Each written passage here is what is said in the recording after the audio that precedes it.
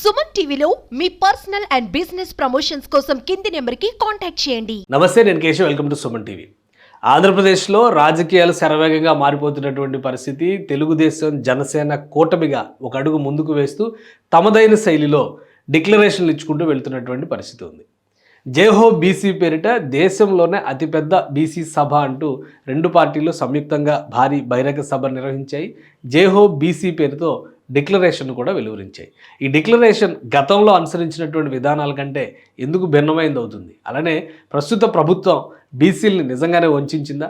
ఏ అంశాల్లో టీడీపీ జనసేన బీసీలని ఒప్పించేటువంటి ప్రయత్నం చేయబోతున్నాయి? ఈ అంశాల్లో ఉన్నటువంటి ప్రధాన బలాలు ఏంటి? ఈ అంశాలు విశ్లేషించేటువంటి ప్రయత్నం చేద్దాం. బీసీ డిక్లరేషన్ నమూనా రిలీజ్ చేసినటువంటి నమూనా ప్రతి ఇది క్లియర్గా రెండు పార్టీలు కూడా అనౌన్స్ చేసినాయి. అధికారికంగా ఒక 23 పేజీల బుక్లెట్ తరహాలో రిలీజ్ చేయాలనేటువంటి రూపకల్పన చేసినటువంటిది. అయితే ప్రధానమైనటువంటి 10 పాయింట్లు, మొత్తం సారాంశాన్ని కూడా ఈ 10 పాయింట్లలోనే పెడుతూ ఈ ప్రభుత్వ వైఫల్యాలు, రాబోయే రోజుల్లో బీసీలకి ఉమ్మడిగా చేయబోయేటువంటి ప్రయోజనాలు, ఈ అంశాలను ప్రస్తావిస్తూ ఇందులో పేర్కొన్నటువంటి పరిస్థితి ఉంది. ఇది జైహో డిక్లరేషన్ బీసీ.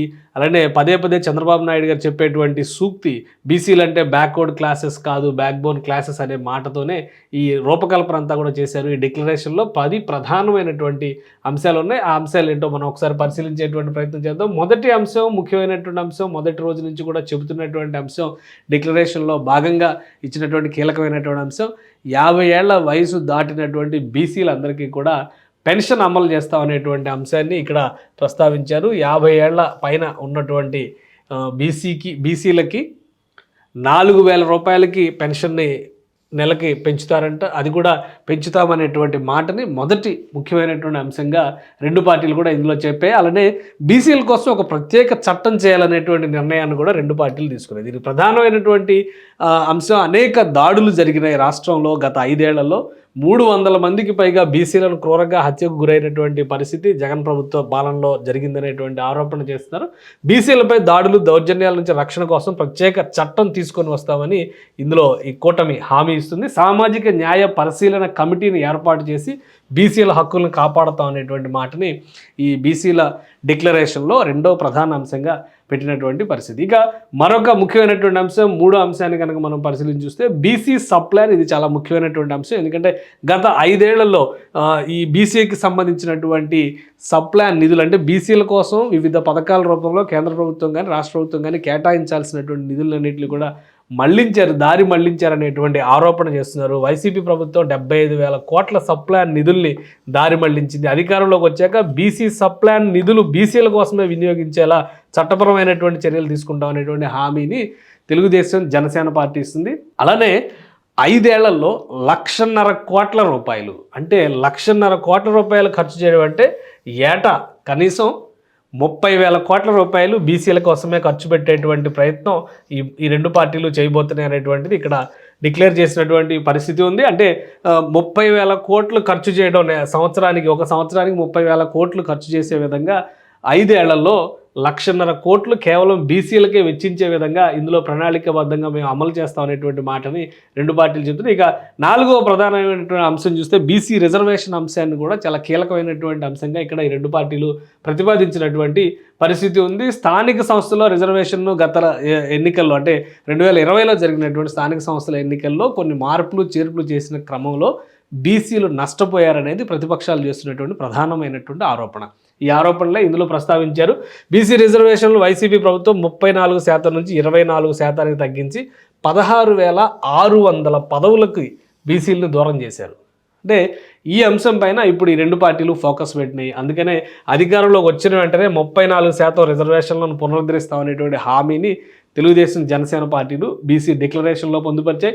చట్టసభల్లో బీసీలకు 33% రిజర్వేషన్ కోసం తీర్మానం చేసి కేంద్రానికి పంపిస్తామండి. ఇది కేంద్రం తీసుకోవాల్సినటువంటి నిర్ణయం, ఎందుకంటే రాష్ట్రాల పరిధిలో ఉన్నటువంటి రిజర్వేషన్లపైన రాష్ట్ర ప్రభుత్వాలు నిర్ణయాలు తీసుకున్నప్పటికీ కూడా చట్టబద్ధత పొందాలంటే, ఎందుకంటే మనం గతంలో చూసాం ముస్లిం రిజర్వేషన్లకు సంబంధించి కానీ, అసలు ఎస్సీ ఎస్టీ వర్గీకరణకు సంబంధించి కానీ, కాపు రిజర్వేషన్ల అంశాలు కానీ ప్రతిపాదనలు కేంద్రం నుంచి ఆమోదం పొందిన తర్వాతే రాష్ట్రపతి ఆదేశాల మేరకే అవి చట్టరూపం పొందేటువంటి అవకాశం ఉంటాయి. ఎందుకంటే అంటే ఆ రిజర్వేషన్ ఫ్యాబ్రిక్ దెబ్బకు తినకుండా రాజ్యాంగం ఇచ్చినటువంటి రక్షణ అది.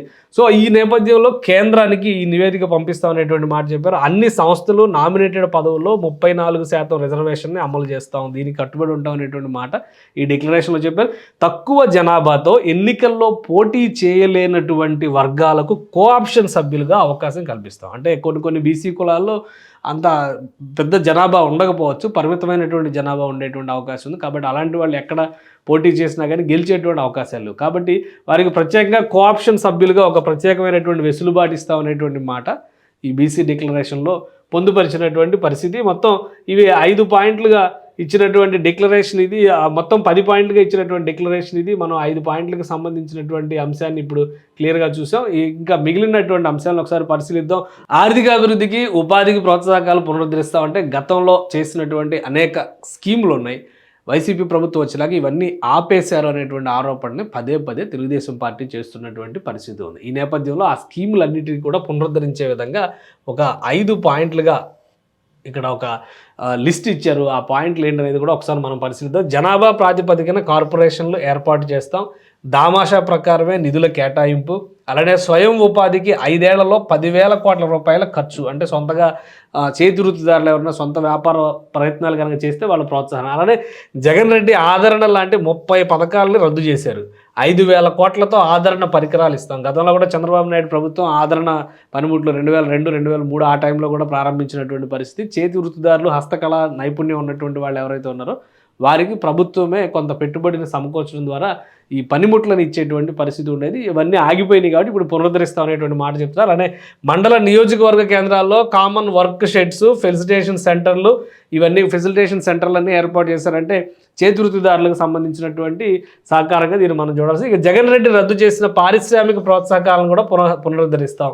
గత 5 ఏళ్లలో జరిగినటువంటి రద్దు కార్యక్రమాల్ని మళ్ళీ లైవ్లోకి తీసుకొచ్చేటువంటి ప్రయత్నం చేయబోతున్నాం అనేటువంటి మాటని ఇక్కడ చెప్పారు. అలానే ఇంకొక విషయం, ఇక్కడ కులగణన పైన ఆంధ్రప్రదేశ్లోనే కాదు దేశవ్యాప్తంగా ఇప్పుడు చర్చ జరుగుతున్నటువంటి పరిస్థితి ఉంది. బీసీ కులగణన జరగాల్సినటువంటి అవసరం ఉంది. దాని ప్రకారం దామాషా ప్రకారం నిధుల కేటాయింపు కూడా జరగాల్సినటువంటి పరిస్థితి ఉంటుంది. బీసీల అభ్యున్నతి కోసం అనేటువంటి చర్చ నడుస్తున్నటువంటి నేపథ్యంలో చట్టబద్ధంగా కులగణన నిర్వహించడానికి కావాల్సినటువంటి ఏర్పాట్లు తీసుకుంటాం అనేది 6వ పాయింట్గా పెట్టారు. ఇక చంద్రన్న బీమా పేరుతో గతంలో 5 లక్షల రూపాయల వరకు పరిహారాలు ఇచ్చినటువంటి పరిస్థితి ఉంది. ఇప్పుడు 10 లక్షల రూపాయలకి దాన్ని పునరుద్ధరిస్తాం అనేటువంటి మాట చెప్తున్నారు. పెళ్లి కానుకలను 1,00,000 రూపాయలకి పెంచేందుకు కావాల్సినటువంటి ప్రణాళికలను ఇందులో పెట్టబోతున్నారు. అలానే కుల ధృవీకరణ పత్రాలకు సంబంధించి శాశ్వత కుల ధృవీకరణ పత్రాలు ఏర్పాటు చేసేటువంటి ఏర్పాట్లు జనసేన తెలుగుదేశం ప్రభుత్వం వస్తే కనుక చేయబోతుంది. ఇక విద్యా పథకాలు అన్నింటినీ పునరుద్ధరిస్తాం. ఎందుకంటే నియోజకవర్గాల్లో రెసిడెన్షియల్ స్కూళ్లను జూనియర్ కాలేజీలుగా అప్గ్రేడ్ చేస్తాం, షరతులు లేకుండా విదేశీ విద్య అమలు చేస్తాం. విదేశీ విద్యకి సంబంధించి కొంత సపోర్ట్ తగ్గింది అనేటువంటి ఆరోపణలు వచ్చి మళ్ళీ ఈ మధ్య జగన్మోహన్ రెడ్డి పునరుద్ధరించేటువంటి ప్రయత్నం చేశారు. కానీ దానికి సంబంధించి విపక్షాల విమర్శలు మాత్రం ఆగడం లేదు. ఎందుకంటే గతంలో చేసినటువంటి విదేశీ విద్య పథకం అంబేద్కర్ పేరిట పెట్టినటువంటి ఆ స్కీమ్ బాగా సక్సెస్ అయింది అనేటువంటి పేరు ఉంది. కాబట్టి దాన్ని మరొకసారి పూర్తి స్థాయిలో అమలు చేస్తూ ఉన్నారు. పీజీ విద్యార్థులకు కూడా ఫీజు రీఎంబర్స్మెంట్ పునరుద్ధరిస్తాం. ఫీజు రీఎంబర్స్మెంట్ ఇప్పుడు ఆంధ్రప్రదేశ్లో పూర్తిగా ఆగిపోయింది అనేటువంటి ఆరోపణ ఉంది. అమ్మఒడి లాంటి పథకాలు వచ్చిన తర్వాత ఈ స్కీమ్స్ మొత్తాన్ని కూడా ఆపేశారనేటువంటి విమర్శలు వస్తాయి. కాబట్టి దానికి సంబంధించి భరోసా ఇచ్చారు. ఇక బీసీ స్టడీ సర్కిల్, విద్యోన్నతి పథకాలకి పునరుద్ధరణ చేస్తామనేటువంటి మాట ఇచ్చారు. ఇవి కూడా ఒక 4 పాయింట్లు విద్యకి సంబంధించినటువంటి అంశాలతో 4 పాయింట్లను ఇందులో పొందుపరిచినటువంటి పరిస్థితి. బీసీ భవనాలు, కమ్యూనిటీ హాళ్ల నిర్మాణాలను ఏడాదిలో పూర్తి చేస్తాం. ఇది ఇక్కడ ఇంపార్టెంట్ విషయం ఏంటంటే ఏడాదిలో అనేటువంటి ఒక టైం బౌండ్ స్కేల్ని ఇక్కడ అనౌన్స్ చేశారు.